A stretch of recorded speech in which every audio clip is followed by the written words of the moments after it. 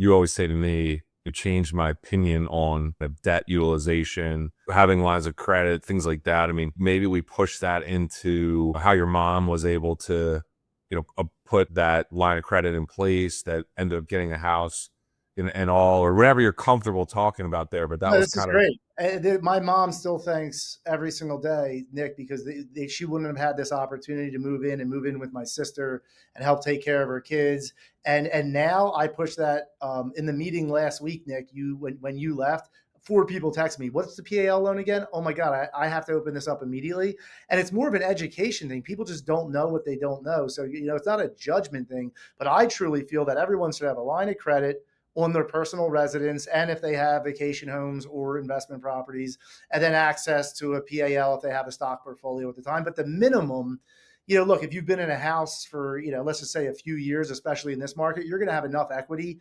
You should have a little bit, I don't want to say a war chest, but the ability to pull cash for something, whether it's an opportunity, again, a black swan event, something happens, an injury where you can pull that capital and be okay. That's part of like the sleep good at night type of thing that you need to have at your disposal in case something does happen.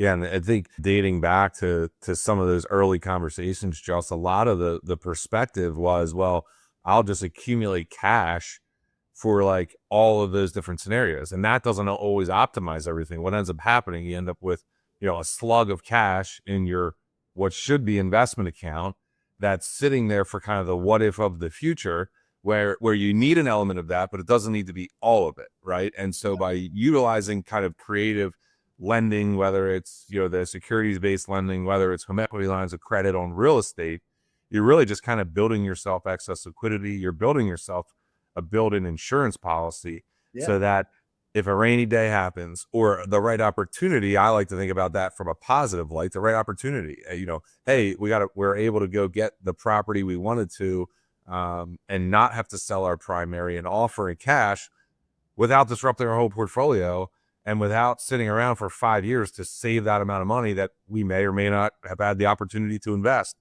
Because I think it's stuff like that's really important, when it comes to building the right channels of liquidity and building the right opportunities into your day to day. Yeah, Morgan Housel has, it reminds me of that, like the psychology of money. And people just need to spend a little more time around understanding it. And then look, there's a risk factor and what's your appetite for that. But people just need to start understanding the psychology of how money works and cash flow.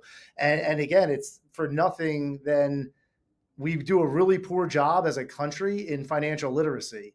I mean, there's people that join here in my office that after college that have never written a check, and by the way, are coupled with hundred thousands of dollars of school debt, right? So financial literacy is just so important. I think that needs to be taught at a much earlier age. I mean, you guys probably have people come to you in their 30s and 40s that have no clue about anything, even a baseline fundamental of money and how it really works. So, that's something that we try to do here, and I know you guys do as well.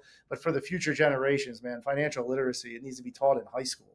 Yeah. Um, And at the very least, just understanding options, right? right. Like understanding these are options, right? In terms of buying a house, liquidity, things like that. Well, maybe you don't want to leverage yourself, or maybe you don't want to have lines of credit, but just simply understanding the options out there, then making your choices proactively instead of just kind of being pigeonholed back into this is the way I think that it should go. So I'm going to make this happen, even though it's not efficient. And having people help you with that. And Nick, it's like the strategy, right? It's the strategy leading up to that. And you may not have to pull from that for 2 years, but the fact that you're at least working and setting things up in place for if you do, or you do have a great opportunity, that it's there. And you don't want to do it on the back end where you need to pull cash in 24 or 48 hours and you're scrambling, you're robbing Peter to pay Paul, and you're taking out ridiculous hard money loans at 14% and 2 points. Like that's what happens in our world rather than just having these things in place.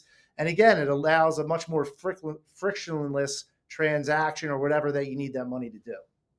And work your way in reverse, right? Like switch out and look at some of the best deals you've probably done is probably the distressed seller. So someone who didn't have things in order, they didn't have equity, they didn't have liquidity, and they have to sell, your client or you a really nice property because they just can't make it work.